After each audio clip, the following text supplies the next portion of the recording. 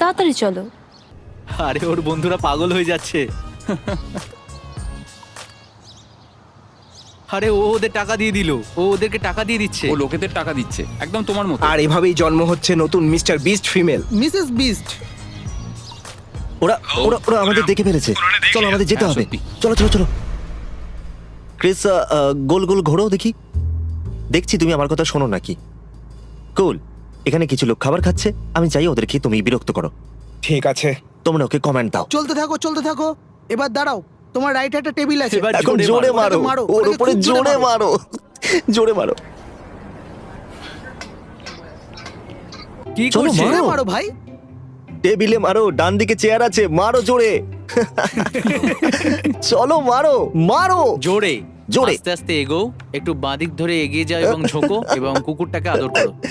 ও এখানে ডগি আছে নাকি? হ্যাঁ,